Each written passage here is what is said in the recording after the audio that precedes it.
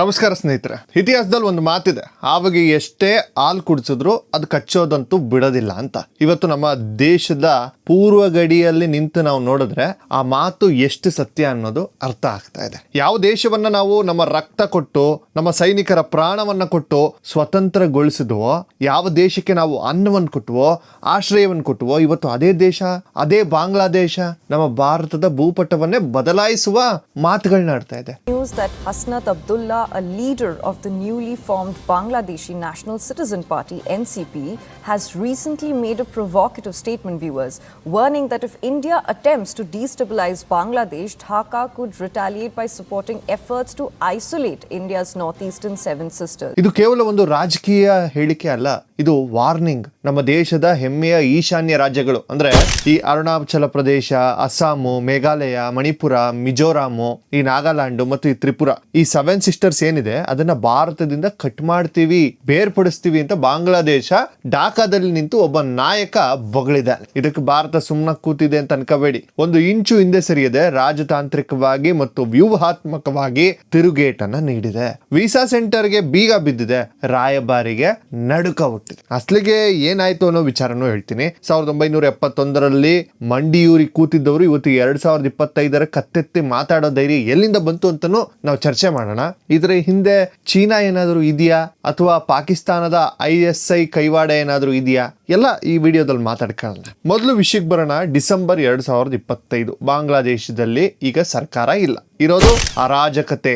ಶೇಖ್ ಹಸೀನಾ ಅವರು ದೇಶ ಬಿಟ್ಟು ಹೋದ ಮೇಲೆ ಅಲ್ಲಿನ ಆಡಳಿತದ ಚುಕ್ಕಾಣಿ ಹಿಡಿದಿರೋದು ಉಗ್ರಗಾಮಿ ಮನಸ್ಥಿತಿಯ ಗುಂಪುಗಳು ಮತ್ತು ಅಲ್ಲಿಯ ಸೇನೆ. ಈಗ ಹೊಸದಾಗಿ ಒಂದು ಪಾರ್ಟಿ ಉಟ್ಕೊಂಡಿದೆ, ಅದರ ಹೆಸರು ನ್ಯಾಷನಲ್ ಸಿಟಿಜನ್ ಪಾರ್ಟಿ. ಇದರ ಲೀಡರ್ ಹೆಸರು ಹಸ್ನತ್ ಅಬ್ದುಲ್ಲಾ. ಇವನು ಇತ್ತೀಚೆಗೆ ಢಾಕಾದಲ್ಲಿ ಒಂದು ದೊಡ್ಡ ಸಭೆಯನ್ನ ಮಾಡ್ತಾನೆ. ಅಲ್ಲಿ ಏನ್ ಹೇಳ್ದ ಗೊತ್ತಾ, ಭಾರತ ನಮ್ಮ ಶತ್ರು, ನಾವು ಭಾರತದ ವಿರುದ್ಧ ಹೋರಾಡೋಕೆ ರೆಡಿ ಇದ್ದೀವಿ.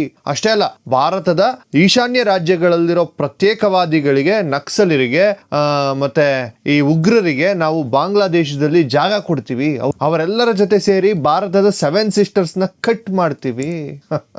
ಸ್ವಲ್ಪ ಯೋಚನೆ ಮಾಡಿ, ಇವನಿಗೆ ಊಟಕ್ಕೆ ಅನ್ನ ಇಲ್ಲ, ಕರೆಂಟ್ ಇಲ್ಲ, ಆದ್ರೆ ಇವನ ಕನಸು ನೋಡಿದ್ರೆ ಎಲ್ಲರೂ ಬೆಚ್ಚಿ ಬೀಳ್ತಾರೆ. ಆದ್ರೆ ಭಾರತ ಇದನ್ನ ತಮಾಷೆಯಾಗಿ ತಗೊಂಡಿಲ್ಲ. ಯಾಕಂದ್ರೆ ಅಲ್ಲಿನ ಭಾರತೀಯ ಹೈ ಕಮಿಷನರ್ ಪ್ರಾಣಕ್ಕೆ ಬೆದರಿಕೆ ಹಾಕಲಾಗಿದೆ. ಭಾರತೀಯರ ರಕ್ಷಣೆ ಮಾಡಬೇಕಾದ ಬಾಂಗ್ಲಾ ಸರ್ಕಾರ ಕೈ ಕಟ್ಟಿ ಕೂತಿದೆ. ಇದಕ್ಕೆ ರಿಯಾಕ್ಷನ್ ಆಗಿ ಭಾರತ ಏನ್ ಮಾಡ್ತು ಗೊತ್ತಾ, ಅದೇ ಕ್ಷಣದಲ್ಲಿ ಢಾಕಾದಲ್ಲಿರೋ ಭಾರತೀಯ ವೀಸಾ ಕೇಂದ್ರವನ್ನ ಬಂದ್ ಮಾಡ್ತು. ಭದ್ರತೆ ಇಲ್ಲ ಅಂದ್ರೆ ವೀಸಾ ಕೂಡ ಇಲ್ಲ ಅನ್ನೋ ಮೆಸೇಜ್ ರವಾನೆ ಮಾಡಿದೆ. ಅಷ್ಟೇ ಅಲ್ಲ, ದೆಹಲಿಯಲ್ಲಿರೋ ಬಾಂಗ್ಲಾ ರಾಯಭಾರಿ ರಿಯಾಜ್ ಅಮಿದುಲ್ಲಾನ ಸಚಿವಾಲಯಕ್ಕೆ ಕರೆಸಿ ಡಿಮಾರ್ಕ್ಸ್ ನೀಡಿದೆ. ಡಿಮಾರ್ಕ್ಸ್ ಅಂದ್ರೆ ನಿಮ್ಗೆ ಸ್ವಲ್ಪ ಅರ್ಥ ಆಗ್ಬೇಕು ಅಂದ್ರೆ ರಾಜತಾಂತ್ರಿಕ ಭಾಷೆಯಲ್ಲಿ ಮರ್ಯಾದೆಯಿಂದ ಇರಿ, ಇಲ್ಲದಿದ್ರೆ ಪರಿಣಾಮ ನೆಟ್ಟಿಗಿರಲ್ಲ ಅಂತ ವಾರ್ನಿಂಗ್ ಮಾಡೋದು. ನಮ್ಮ ಅಸ್ಸಾಂ CM ಹಿಮಂತ ಬಿಶ್ವ ಶರ್ಮಾ ಬಿಡಿ, ಅವ್ರು ಕೂಡ ಒಂದೊಳ್ಳೆ ಸ್ಟೇಟ್ಮೆಂಟ್ ಕೊಟ್ಟಿದ್ದಾರೆ. ಭಾರತ ಒಂದು ಪರಮಾಣು ಶಕ್ತಿ, ವಿಶ್ವದ 4ನೇ ಅತಿ ದೊಡ್ಡ ಆರ್ಥಿಕತೆ, ನಮ್ಮ ತಂಟೆಗೆ ಬರೋ ಮುಂಚೆ ನಿಮ್ಮ ಯೋಗ್ಯತೆ ನೋಡ್ಕೊಳ್ಳಿ ಅಂತ ಖಡಕ್ ಆಗಿ ವಾರ್ನಿಂಗ್ ಕೂಡ ಕೊಟ್ಟಿದ್ದಾರೆ. ಈಗ ನಿಮ್ಗೊಂದು ಪ್ರಶ್ನೆ ಬರಬಹುದು, ಬಾಂಗ್ಲಾದೇಶ ಯಾಕೆ ಯಾವಾಗ್ಲೂ ಈ ಸೆವೆನ್ ಸಿಸ್ಟರ್ಸ್ ಅಥವಾ ಈಶಾನ್ಯ ಭಾರತದ ಬಗ್ಗೆನೇ ಮಾತಾಡುತ್ತೆ ಅಂತ. ದೆಹಲಿ, ಮುಂಬೈ ಬಿಟ್ಟು ಅಸ್ಸಾಮು, ತ್ರಿಪುರ ಮೇಲೆ ಯಾಕೆ ಕಣ್ಣು ಅಂತ ನಿಮ್ಗೆ ಅನಿಸ್ತಾ ಇರ್ಬೋದು. ಇದಕ್ಕೆ ಹಿಂದೆ ಒಂದು ದೊಡ್ಡ ಜಿಯೋ ಪಾಲಿಟಿಕ್ಸ್ ಇದೆ. ಭಾರತದ ನಕ್ಷೆಯನ್ನ ಒಂದ್ಸಲ ನೀವು ಗಮನ ಕೊಟ್ಟು ನೋಡಿ, ನಮ್ಮ ಮುಖ್ಯ ಭೂಭಾಗಕ್ಕೂ ಮತ್ತು ಈಶಾನ್ಯ ರಾಜ್ಯಗಳಿಗೂ ಸಂಪರ್ಕ ಕಲ್ಪಿಸೋದು ಕೇವಲ 22 ಕಿಲೋಮೀಟರ್ ಅಗಲದ ಒಂದು ಸಣ್ಣ ಭೂಪ್ರದೇಶ. ಇದನ್ನ ನಾವು ಚಿಕನ್ ನೆಕ್ ಅಂತ ಕರಿತೀವಿ, ಅದಕ್ಕೆ ಅಫಿಷಿಯಲ್ ಆಗಿ ಸಿಲಿಗುರಿ ಕಾರಿಡಾರ್ ಅಂತ ಕರಿತೀವಿ. ಬಾಂಗ್ಲಾದೇಶ ಮತ್ತು ಚೀನಾದ ಪ್ಲಾನ್ ಏನ್ ಗೊತ್ತಾ, ಯುದ್ಧದ ಸಂದರ್ಭದಲ್ಲಿ ಅಥವಾ ಗಲಭೆಯ ಸಂದರ್ಭದಲ್ಲಿ ಈ ಚಿಕನ್ ನೆಕ್ ಅನ್ನ ಕಟ್ ಮಾಡಿದ್ರೆ ಇಡೀ ಈಶಾನ್ಯ ಭಾರತ, ಅರುಣಾಚಲ ಪ್ರದೇಶ, ಅಸ್ಸಾಂ ಅಥವಾ ಇನ್ನಿತರ ಎಕ್ಸೆಟ್ರಾ ಹೇಳಿದ್ನಲ್ಲ, ಅದು ಭಾರತದಿಂದ ಸಂಪರ್ಕ ಕಳೆದುಕೊಳ್ಳುತ್ತೆ. ಆಗ ಅಲ್ಲಿಗೆ ಸೈನ್ಯ ಕಳಿಸೋದು, ರೇಷನ್ ಕಳಿಸೋದು ಕಷ್ಟ ಆಗುತ್ತೆ.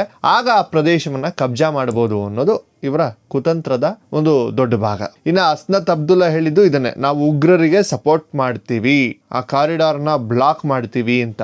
ಆದ್ರೆ ಇವರಿಗೆ ಮರ್ತೋಗಿರೋ ವಿಷಯ ಏನಂದ್ರೆ, ಅಲ್ಲಿ ಕಾವಲು ಕಾಯ್ತಿರೋದು ಭಾರತ ಸೇನೆ. 1962 ಇದು 2025 ಭಾರತ.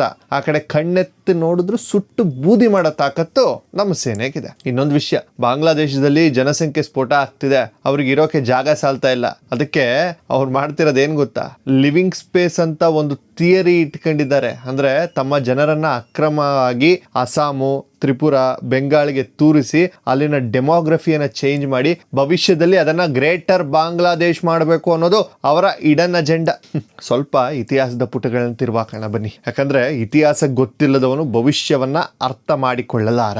1971ಕ್ಕೂ ಮುಂಚೆ ಬಾಂಗ್ಲಾದೇಶ ಅನ್ನೋ ದೇಶವೇ ಇರಲಿಲ್ಲ. ಅದು ಪೂರ್ವ ಪಾಕಿಸ್ತಾನ. ಅಲ್ಲಿನ ಬೆಂಗಾಲಿಗಳನ್ನ ಪಾಕಿಸ್ತಾನದ ಪಂಜಾಬಿ ಮುಸ್ಲಿಮರು ನಾಯಿಗಳಿಗಿಂತ ಕಡಿಯಾಗಿ ನಡೆಸ್ಕೊಳ್ತಾ ಇದ್ರು, ಅತ್ಯಾಚಾರ ಮಾಡ್ತಾ ಇದ್ರು, ಕೊಲೆ ಮಾಡ್ತಾ ಇದ್ರು, ಲೂಟಿ ಮಾಡ್ತಾ ಇದ್ರು. ಇದೆಲ್ಲ ಡೇ ಟು ಡೇ ಆಕ್ಟಿವಿಟೀಸ್ ಆಗೋಗಿತ್ತು. ಆಗ ಆ ಜನ ಓಡಿ ಬಂದಿದ್ದು ಎಲ್ಲಿಗೆ? ಭಾರತಕ್ಕೆ. ಅಂದು ಇಂದಿರಾ ಗಾಂಧಿ ಅವರು ಮತ್ತು ನಮ್ಮ ಸೇನೆಯ ದಂಡನಾಯಕ ಸ್ಯಾಮ್ ಮಾಣಿಕ್ ಶಾ ಅವರು ನಿರ್ಧಾರ ಮಾಡದಿದ್ರೆ ಇವತ್ತು ಬಾಂಗ್ಲಾದೇಶ ಅನ್ನೋದು ಇರ್ತಾನೆ ಇರಲಿಲ್ಲ. ನಮ್ಮ 3,000ಕ್ಕೂ ಹೆಚ್ಚು ಸೈನಿಕರು ವೀರಮರಣ ಅಪ್ಪಿದ್ದಾರೆ ಆ ಒಂದು ಯುದ್ಧದಲ್ಲಿ. ಬಾಂಗ್ಲಾದೇಶದ ಸ್ವಾತಂತ್ರ್ಯಕ್ಕಾಗಿ ನಾವು ಪಾಕಿಸ್ತಾನದ 93 ಸೈನಿಕರನ್ನ ಮಂಡಿಯೂರುವಂತೆ ಮಾಡಿ ಇವರಿಗೆ ಹೊಸ ದೇಶ ಕಟ್ಟಿಕೊಟ್ವಿ. ಆದ್ರೆ ಪ್ರತಿಫಲವಾಗಿ ನಮಗೆ ಸಿಕ್ಕಿದ್ದೇನು? ಈಶಾನ್ಯ ಭಾರತದ ಉಗ್ರರಿಗೆ ಆಶ್ರಯ, ಅಕ್ರಮ ವಲಸಿಗರು, ಹಿಂದೂಗಳ ಹತ್ಯಾಕಾಂಡ. ಈಗ ನೋಡಿದ್ರೆ ಭಾರತವನ್ನೇ ಮುರಿತೀವಿ ಅನ್ನೋ ಸೊಕ್ಕಿನ ಮಾತು. ಇದನ್ನ ನಾನು ವಿಡಿಯೋ ಶುರುವಲ್ಲಿ ಹೇಳಿದ್ದು, ಕೃತಜ್ಞತೆ ಇಲ್ಲದ ಕಂತ್ರಿಗಳು ಅಂತ. ಶೇಖ್ ಹಸೀನಾ ಇದ್ದಾಗ ಪರಿಸ್ಥಿತಿ ಪರವಾಗಿರ್ಲಿಲ್ಲ. ಆಕೆ ಭಾರತದ ಜೊತೆ ಒಳ್ಳೆ ಸಂಬಂಧ ಇಟ್ಕೊಂಡಿದ್ಲು. ಅವ್ರಿಗೆ ಗೊತ್ತಿತ್ತು ಭಾರತದ ಸಹಾಯ ಇಲ್ಲದೆ ಬಾಂಗ್ಲಾದೇಶ ಉಳಿಯಲ್ಲ ಅಂತ. ಆದ್ರೆ ಈಗ ಬಂದಿರೋ ಯೂನಸ್ ಸರ್ಕಾರ ಮತ್ತು ಅವನ ಬೆಂಬಲಿತ NCP ಗೂಂಡಗಳಿಗೆ ಇತಿಹಾಸದ ಅರಿವಿಲ್ಲ. ಅವರು ಪಾಕಿಸ್ತಾನ ಮತ್ತು ಚೀನಾದ ಕೈಗೊಂಬೆಗಳಾಗಿ ಕುಣಿತಾ ಇದ್ದಾರೆ. ಈಗ ಎಮೋಷನ್ಸ್ ನ ಬಿಟ್ಬಿಡೋಣ, ರಿಯಾಲಿಟಿ ಚೆಕ್ ಮಾಡೋಣ. ಬಾಂಗ್ಲಾದೇಶ ನಿಜವಾಗ್ಲೂ ಭಾರತಕ್ಕೆ ಥ್ರೆಟ್ ಆಗೋಕೆ ಸಾಧ್ಯನಾ, ಅಥವಾ ಇವೆಲ್ಲ ಬರೀ ಬಾಯಿ ಬಡಾಯಿ ಅಷ್ಟೇನಾ? ಸ್ವಲ್ಪ ಇಮ್ಯಾಜಿನ್ ಮಾಡಿ. ಬಾಂಗ್ಲಾದೇಶ 3 ಕಡೆ ಭಾರತದಿಂದ ಲಾಕ್ ಆಗಿದೆ. ಅಂದ್ರೆ ಲ್ಯಾಂಡ್ ಲಾಕ್ಡ್ ಆನ್ 3 ಸೈಡ್ಸ್. ಒಂದು ಕಡೆ ಸಮುದ್ರ ಇದೆ. ಅವರ ಆರ್ಥಿಕತೆ ನಿಂತಿರೋದೇ ಭಾರತದ ಮೇಲೆ. ಇನ್ನ ನೀವು ಸುಮ್ಮನೆ ಇಮ್ಯಾಜಿನ್ ಮಾಡ್ಕೊಳ್ಳಿ. ನಾನು ಹೇಳ್ತೀನಿ, ಬಾಂಗ್ಲಾದೇಶದ ಅರ್ಧದಷ್ಟು ಜನ ಚಿಕಿತ್ಸೆಗಾಗಿ ಭಾರತಕ್ಕೆ ಬರ್ತಾರೆ. ವಿಶೇಷವಾಗಿ ಚೆನ್ನೈ, ವೆಲ್ಲೂರು, ಕೋಲ್ಕತ್ತಾಗೆ ಬರ್ತಾರೆ. ನಾವು ವೀಸಾ ನಿಲ್ಸಿದ್ರೆ ಅಲ್ಲಿನ ರೋಗಿಗಳು ಸಾಯೋದಂತೂ ಗ್ಯಾರಂಟಿ. ಇನ್ನ ಬಾಂಗ್ಲಾದೇಶ ಕತ್ಲಲ್ಲಿ ಮುಳುಗೋಗಿದೆ ರೀ. ಅದಾನಿ ಪವರ್ ಪ್ಲಾಂಟ್ ಇಂದ ಜಾರ್ಖಂಡ್ ನಿಂದ ಕರೆಂಟ್ ಹೋದ್ರೆ ಮಾತ್ರ ಡಾಕಾದಲ್ಲಿ ಲೈಟ್ ಆನ್ ಆಗುತ್ತೆ. ಸ್ವಿಚ್ ಆಫ್ ಮಾಡಿದ್ರೆ ದೇಶನೇ ಬ್ಲಾಕ್ ಔಟ್. ಇನ್ನು ಈರುಳ್ಳಿ, ಟೊಮ್ಯಾಟೊ, ಅಕ್ಕಿ, ಬಟ್ಟೆ ಎಲ್ಲದಕ್ಕೂ ಭಾರತವನ್ನೇ ಅವಲಂಬಿಸಿಕೊಂಡಿದ್ದಾರೆ. 54 ನದಿಗಳು ಭಾರತದಿಂದ ಬಾಂಗ್ಲಾದೇಶಕ್ಕೆ ಹರಿಯುತ್ತವೆ. ತೀಸ್ತಾ ನದಿ ಅಂತ ಒಂದು ಇದೆ. ಆ ನೀರು ಅವರಿಗೆ ಜೀವನಾಡಿ. ಈಗಿರುವಾಗ ಭಾರತದ ಜೊತೆ ಯುದ್ಧ ಮಾಡ್ತೀವಿ ಅನ್ನೋದು ತಮ್ಮ ಕಾಲ ಮೇಲೆ ತಾವೇ ಕಲ್ಲು ಹಾಕೊಂಡಾಗೆ. ಆದ್ರೆ ಇಲ್ಲಿನ ಅಪಾಯ ಏನಂದ್ರೆ ಚೀನಾಕ್ಕೆ ಭಾರತವನ್ನ ಸುತ್ತುವರಿಯೋಕೆ ಬಾಂಗ್ಲಾದೇಶ ಬೇಕೇ ಬೇಕು. ಅದಕ್ಕಾಗಿಯೇ ಚೀನಾ ಅಲ್ಲಿನ ಬಂದರುಗಳನ್ನು ಡೆವಲಪ್ ಮಾಡ್ತಿದೆ. ಸಾಲ ಕೊಟ್ಟು ಅವರನ್ನ ಬಲೆಗೆ ಹಾಕೊಳ್ತಿದೆ. ಅಸ್ನತ್ ಅಬ್ದುಲ್ಲಾ ತರಹದ ನಾಯಕರನ್ನ ಚೀನಾದ ಸ್ಕ್ರಿಪ್ಟ್ ಓದಲು ಬಳಸ್ಕೊಳ್ತಿದ್ದಾರೆ. ನಮ್ಮ ಅಸ್ಸಾಂ ಮುಖ್ಯಮಂತ್ರಿ ಹಿಮಂತ್ ಬಿಸ್ವಾ ಶರ್ಮಾ ಅವರು ಒಂದು ಮಾತು ಹೇಳಿದ್ದಾರೆ. ಬಾಂಗ್ಲಾದೇಶ ಪರಿಸ್ಥಿತಿ ನೋಡಿದ್ರೆ ಮುಂದಿನ ದಿನಗಳಲ್ಲಿ ನಮ್ಮ ಗಡಿಯನ್ನು ನಾವು ಸಂಪೂರ್ಣವಾಗಿ ಸೀಲ್ ಮಾಡಬೇಕಾಗಬಹುದು ಅಂತ. Mostly yes. ನಾವು ಇನ್ನು ಮುಂದೆ ಮಾನವೀಯತೆ ಅಂತ ಕೂರೋ ಮಾತೆಲ್ಲ ಇಲ್ಲ. ಬಾಂಗ್ಲಾದೇಶದಲ್ಲಿ ಹಿಂದೂಗಳ ಮೇಲೆ ಆಗ್ತಿರುವಂತಹ ದೌರ್ಜನ್ಯವನ್ನ ನಾವು ನೋಡ್ತಿದ್ದೀವಿ. ಇಸ್ಕಾನ್ ಸನ್ಯಾಸಿಯನ್ನ ಜೈಲಿಗೆ ಹಾಕಿದ್ದಾರೆ. ದುರ್ಗಾ ಪೂಜೆ ಮಂಟಪಗಳನ್ನ ಹೊಡೆದು ಹಾಕ್ತಿದ್ದಾರೆ. ಈಗ ನೇರವಾಗಿ ಭಾರತದ ಸಾರ್ವಭೌಮತ್ವಕ್ಕೆ ಸವಾಲಾಗ್ತಿದ್ದಾರೆ. ನನ್ನ ಪ್ರಕಾರ ಭಾರತ ಸರ್ಕಾರ ಮಾಡಬೇಕಾಗಿರೋದು ಇಷ್ಟೇ. ಆರ್ಥಿಕವಾಗಿ ದಿಗ್ಬಂಧನ ಮಾಡಬೇಕು, ರಫ್ತುಗಳ ಮೇಲೆ ನಿಯಂತ್ರಣ ಹೇರಬೇಕು, ಬಿಸಿ ಮುಟ್ಟಿಸಬೇಕು. ಇನ್ನು ಗಡಿ BSF ಬಾರ್ಡರ್ ಸೆಕ್ಯೂರಿಟಿ ಫೋರ್ಸ್ಗೆ ಫುಲ್ ಪವರ್ ಅನ್ನ ಕೊಡಬೇಕು. ಅಕ್ರಮವಾಗಿ ನುಸುಳುವವರನ್ನ ಅಲ್ಲೇ ತಡೆದು ಉರುಳಿಸಬೇಕು. ಇನ್ನು ವಿಶ್ವಸಂಸ್ಥೆಯಲ್ಲಿ ಮತ್ತು ಜಾಗತಿಕ ಮಟ್ಟದಲ್ಲಿ ಬಾಂಗ್ಲಾದೇಶದಲ್ಲಿನ ಹಿಂದೂಗಳ ಹತ್ಯಾಕಾಂಡವನ್ನ ಎಕ್ಸ್ಪೋಸ್ ಮಾಡಲೇಬೇಕು. ಬಾಂಗ್ಲಾದೇಶಕ್ಕೆ ಅರ್ಥವಾಗಬೇಕು, ಭಾರತ ಇಲ್ಲದೆ ಅವರು ಶೂನ್ಯ. 7 ಸಿಸ್ಟರ್ಸ್ ನ ಮುಟ್ಟೋದು ಬಿಡಿ, ಅದರ ಬಗ್ಗೆ ಕೆಟ್ಟ ಯೋಚನೆ ಮಾಡಿದ್ರು ಕೂಡ ಪರಿಣಾಮ ಏನಾಗುತ್ತೆ ಅನ್ನೋದನ್ನ 1971ರ ಪಾಕಿಸ್ತಾನ ತೋರಿಸಿದ್ದೀವಿ. ಈಗ ನಿಮಗೂ ತೋರಿಸ್ತೀವಿ.